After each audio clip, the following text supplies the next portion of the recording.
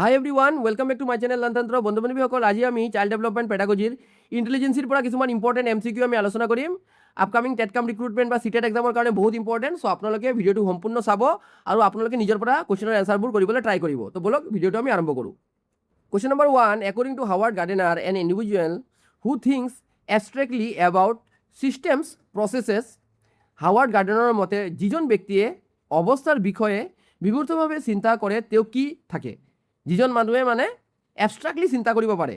তো অপশ্যন আছে লজিকেল মেথামেটিকেল ইণ্টেলিজেঞ্চি, স্পাইটেল ইণ্টেলিজেঞ্চি আৰু মিউজিকেল ইণ্টেলিজেঞ্চি। চ' এই ক্ষেত্ৰত আপোনালোকে সদায় মনত হ'ব, এবষ্ট্ৰাক্ট যেতিয়া থিংকিং কৰিব পাৰিব মানে তাৰ ডিডাক্টিভ ৰিজনিং কেপাচিটিটো আছে, ঠিক আছে। তাৰ ডিডাক্টিভ ৰিজনিং কেপাচিটিটো থাকিলে এইটো সদায় লজিকেল মেথামেটিকেল ইণ্টেলিজেঞ্চি বুলি ধৰা হ'ব, ঠিক আছে। যুক্তি গাণনিক বুদ্ধিমত্তা। Question number 2, in Sternberg triadic theory, practical intelligence is also known as Sternberger ত্ৰিপাক্ষিক তত্ত্বৰ ব্যৱহাৰিক বুদ্ধিমত্তাক আন কি নামেৰে জনা যায়? তো যিটো প্ৰেক্টিকেল ইণ্টেলিজেঞ্চি আছে তাৰ আৰু এটা নাম হৈছে কণ্টেক্সচুৱেল ইণ্টেলিজেঞ্চি, ঠিক আছে। অপশ্যন নম্বৰ 3, প্ৰসংগ ভিত্তিক বুদ্ধিমত্তা। Question number 3, understanding one's on internal motivations and feeling is called. নিজৰ অভ্যন্তৰিক প্ৰেৰণা আৰু অনুভূতি বুজি পোৱা কি বুলি কোৱা হয়? মানে যোনে নিজৰ আভ্যন্তৰিক যিটো অনুভৱ আছে, যোনে এইটো বুজি পায়। তো অপশ্যন আছে ইণ্টাৰপাৰ্চনেল ইণ্টেলিজেঞ্চি, ইণ্ট্ৰাপাৰ্চনেল ইণ্টেলিজেঞ্চি বা নেচাৰেলিষ্টিক ইণ্টেলিজেঞ্চি, ঠিক আছে। তো যোনে নিজক বুজি পায় তাক কি বুলি কোৱা হয়? ইণ্ট্ৰাপাৰ্চনেল ইণ্টেলিজেঞ্চি, অপশ্যন নম্বৰ বি। আৰু যোনে আনক বুজি পায় তাক সেইটো কি হ'ব? ইণ্টাৰপাৰ্চনেল ইণ্টেলিজেঞ্চি, ঠিক আছে। বাট নিজৰ ফিলিংছ, অ'ন ফিলিং যেতিয়া হ'ব, ক'ব অ'ন যেতিয়া ৱাৰ্ডটো থাকিব তেতিয়া ইণ্ট্ৰাপাৰ্চনেল ইণ্টেলিজেঞ্চি, অভ্যন্তৰিক ব্যক্তিগত বুদ্ধিমত্তা। Question number 4, Spearman proposed that intelligence consists of general factor called, ঠিক আছে। স্পেয়াৰমেনে কি কৈছিলে? জেনেৰেল ইণ্টেলিজেঞ্চিৰ কনচেপ্ট তেওঁ দিছিলে, ঠিক আছে। চ' জেনেৰেল ইণ্টেলিজেঞ্চি কোনটো মানে সংকেতেৰে জনা যায়? এইটো হ'ব জি ফেক্টৰ, ঠিক আছে। Option B, G factor. G factor, small letter G factor আৰু এছ ফেক্টৰ আছিলে, হয়নে নাই? Question number 5, intelligence that is depend on accumulated knowledge and education is. ত' একুমুলেটেড নলেজ আৰু এডুকেশ্যনৰ ওপৰত বেছ কৰি যিটো ইণ্টেলিজেঞ্চি হয় তাক কি বুলি কোৱা হয়? ক্ৰিষ্টেলাইজ ইণ্টেলিজেঞ্চি বুলি কোৱা হয়, ঠিক আছে। এইটো মানে fluid intelligence means new knowledge divergent thinking. আৰু ক্ৰিষ্টেলাইজ ইণ্টেলিজেঞ্চি মিনছ মানে যিটো অলৰেডি পাষ্ট নলেজ য'ত আছে, ঠিক আছে, পাষ্ট নলেজ, ঠিক আছে। এইটো আটাইতকৈ ইজি উপায়, এইটো ক্ৰিষ্টেলাইজ আৰু ফ্লুইড ইণ্টেলিজেঞ্চি। ফ্লুইড মানে নতুন নলেজ তাৰ মূৰত আহি থাকিব, যিকোনো এটা প্ৰব্লেম সি ছল্ভ কৰিব পাৰিব। আৰু ক্ৰিষ্টেলাইজ ইণ্টেলিজেঞ্চি মিনছ সি বয়সৰ লগে লগে যিটো ইণ্টেলিজেঞ্চি সি জমা কৰিব, যিটো জ্ঞান সি জমা কৰিব। আৰু ক্ৰিষ্টেলাইজ ইণ্টেলিজেঞ্চি কি হয়? বয়সৰ লগে লগে কমি থাকে, ডিক্ৰিজ হৈ থাকে। যিমান বয়স বাঢ়িব ক্ৰিষ্টেলাইজ ইণ্টেলিজেঞ্চি কমিব, আৰু ফ্লুইড ইণ্টেলিজেঞ্চি কি হ'ব? যিমান বয়স বাঢ়িব ফ্লুইড ইণ্টেলিজেঞ্চি বাঢ়িব। Question number 6, a major criticism of traditional IQ test is that they contain. যিটো ট্ৰেডিশ্যনেল IQ টেষ্ট যিটো আছিলে, প্ৰচেছ যিটো আছিলে, তাৰ আটাইতকৈ ডাঙৰ যিটো ক্ৰিটিচিজম আছিলে এইটো কি আছিলে? কালচাৰেল বাইজ হ'ব, হা, সাংস্কৃতিক পক্ষপাতিত্ব কৰা। Question number 7, how many primary mental abilities did LL Thurstone identify. তো থাৰ্ষ্টনৰ মতে কিমানটা প্ৰাইমাৰী মানে এবিলিটি আছিল? তো যিসকলে থাৰ্ষ্টনছ প্ৰাইমাৰী মেণ্টেল এবিলিটিৰ বিষয়ে নাজানে, আপোনালোকে আমাৰ চেনেলৰ প্লেলিষ্টত গ'লে থাৰ্ষ্টনৰ যিটো থিয়ৰী আছে এইটো আমি সম্পূৰ্ণ দি থৈছোঁ, আপোনালোকে চাব পাৰিব। চ' থাৰ্ষ্টনে কৈছিলে যে there are 7 primary mental ability, 7 PMA বুলি কোৱা হয়।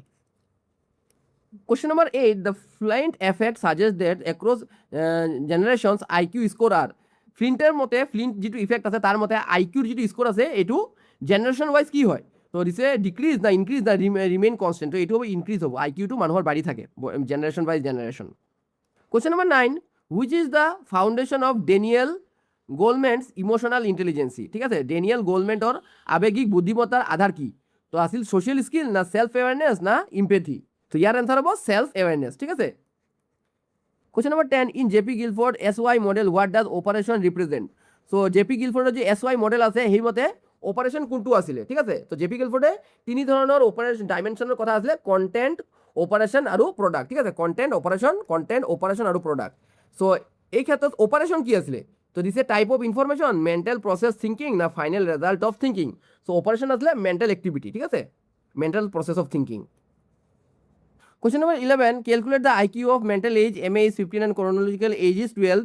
IQ calculate কৰিব কৈছে। এই ক্ষেত্ৰত IQ ফৰ্মুলা আপোনালোকে জানে, IQ equals to mental age by chronological age। তো মেণ্টেল এজ ইয়াত কিমান আছে? 15 আৰু ক্ৰনলজিকেল এজ কিমান আছে 12, চ' 100 দি তাক মাল্টিপ্লাই কৰিব লাগে।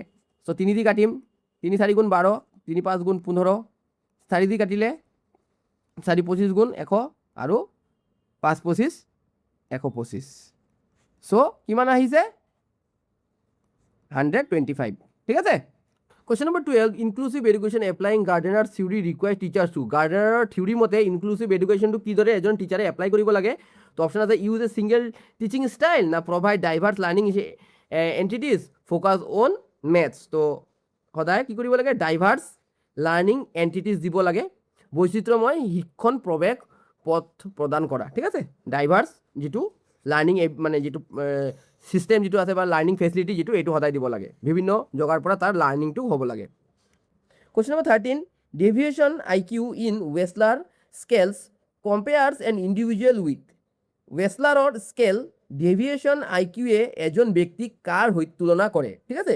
যদি আপোনালোকে ৱেছলাৰৰ যিটো থিয়ৰী আছে এইটো যদি IQ যিটো টেষ্ট আছে এইটো যদি শিকে তেতিয়া এইটোৰ এনচাৰ কৰিব পাৰিব। সেইকাৰণে থিয়ৰীকেইটা শিকা বহুত ইম্পৰ্টেণ্ট। যিসকলে থিয়ৰী শিকিব বিচাৰে আপোনালোকে আমাৰ চেনেলৰ প্লেলিষ্টত গ'লে 1 by 1 গোটেইকেইটা থিয়ৰী পাই যাব।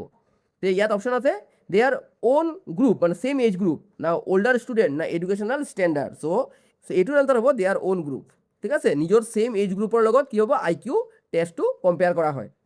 Question number 17, the heritability of intelligence refers to the contribution of.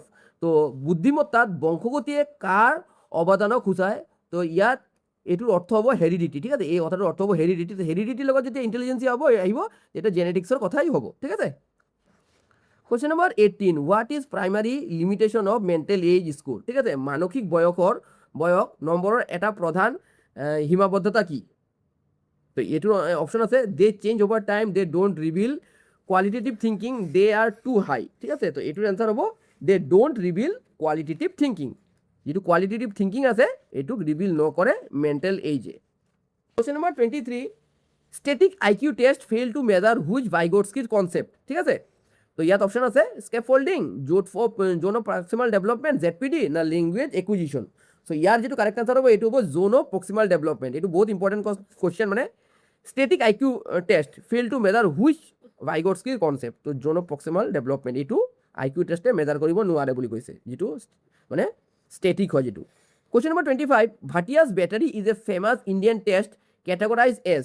চ' ভাটিয়াৰ যিটো ভাটিয়া বেটাৰী যিটো টেষ্ট আছে এইটো ফেমাছ কিহৰ কাৰণে হয়, ভাৰ্বেল গ্ৰুপ টেষ্ট, না performance test, non verbal emotional test. আমি নেক্সট ডে যিমান ইণ্টেলিজেঞ্চিৰ টেষ্ট আছে তাৰ ওপৰত এটা কুৱেশ্যন মানে এটা ক্লাছ এটা লৈ আহিম। সেইটো ক্লাছ দেখিলে আপোনালোকে ইণ্টেলিজেঞ্চিৰ যিমান টেষ্ট আছে গোটেইকেইটা আপোনালোকে বুজিব পাৰিব। চ' এইটো হ'ব পাৰফৰ্মেঞ্চ টেষ্ট। পাৰফৰ্মেঞ্চ টেষ্ট কি হয়, নন ভাৰ্বেল, ভাৰ্বেল, আমি গোটেইকেইটা কথা আপোনালোকে বুজিব পাৰিব next day. Question number 26, Piaget stage of mental mismatch when facing new info is, ঠিক আছে। পিয়াজেটৰ যিটো ষ্টেজ অফ মেণ্টেল মিছমেচ যিটো আছে ৱেন ফেচিং নিউ ইনফো, যেতিয়া নতুন ইনফো পায় তেতিয়া যিটো মিছমেচ হয় এইটো কি বুলি কোৱা হয়, এছিমিলেশ্যন, কগনিটিভ ডিসইকুইলিব্রিয়াম, না কনজারভেশন। তো ইয়ার কারেক্ট আনসার হ'ব কগনিটিভ ডিসইকুইলিব্রিয়াম, ঠিক আছে। যদি নতুন ইনফরমেশন পুরানা ইনফরমেশনের লগত যদি সি প্রসেস কৰিব নোৱাৰে ডিসইকুইলিব্রিয়াম হৈ যাব বুলি কৈছিলে পিয়াজেটে। Question number 27, Thorndike proposed abstract, mechanical and which third intelligence? Thorndikeৰ তিনটা ইন্টেলিজেন্সি আছিলে, কি আছিলে, এবস্ট্ৰাক্ট আছিলে, মেকানিক্যাল আছিলে, আৰু এটা কি আছিলে, আৰু এটা হ'ব social ইন্টেলিজেন্সি। Question number 30, analysis, judgment and critiquing are parts of which Sternberg component? So Sternbergৰ যিটো ডায়াট্ৰিক থিওৰি আছে সেইটো মতে কাবাক যদি কোনোবা এটা বস্তুক যদি এনালাইসিস কৰিব পাৰে, জাজমেন্ট কৰিব পাৰে আৰু ক্ৰিটিকিং কৰিব পাৰে যিজনে, তাৰ ভিতৰত কোনটো মানে ইন্টেলিজেন্সি থাকে, প্ৰেক্টিক্যাল না এনালাইটিক্যাল না ক্রিয়েটিভ। সো এইটো হ'ব এনালাইটিক্যাল ইন্টেলিজেন্সি, ঠিক আছে, বিশ্লেষণাত্মক ইন্টেলিজেন্সি, ঠিক আছে। সো এইটো আছিলে অলপ হাই লেভেল কোশ্চেন আছিলে ইন্টেলিজেন্সিত। আমি নেক্সট আৰু কিছুমান ইজি লেভেলৰ কোশ্চেন আনসাৰ লৈ আহিম। বহুতে কৈছিলে যে দাদা অলপ আমাক হাৰ্ড কোশ্চেন দিয়ক চাইল্ড ডেভেলপমেণ্ট পেডাগজিত, সেইকাৰণে মই দিছোঁ আপোনালোকক অলপ হাৰ্ড লেভেলৰ মানে ইন্টেলিজেন্সিৰ কোশ্চেন আনসাৰ কেইটা দিছোঁ। নেক্সট ডে এই ধৰণৰ আৰু মানে মডাৰেট লেভেলৰ কোশ্চেন আনসাৰ লৈ আহিম আপকামিং টেটকাম ৰিক্ৰুটমেণ্ট আৰু চিটেট এক্সামৰ কাৰণে। চ' আপোনালোকে কমেণ্ট বক্সত জনাব কি ধৰণে আপোনালোকে পাইছে, আৰু আপোনালোকৰ যদি কিবা শিকিব লগা থাকে বা কিবা জানিব লগা থাকে কমেণ্ট বক্সত জনাব, আৰু ভিডিঅ'টো চোৱাৰ লগে লগে এটা লাইক হিট কৰিব। চ' এইটো আছিলে আজিৰ ভিডিঅ'টো। ডেটছ অল ফৰ নাও, থেংকছ ফৰ ৱাচিং দ্য ভিডিঅ'।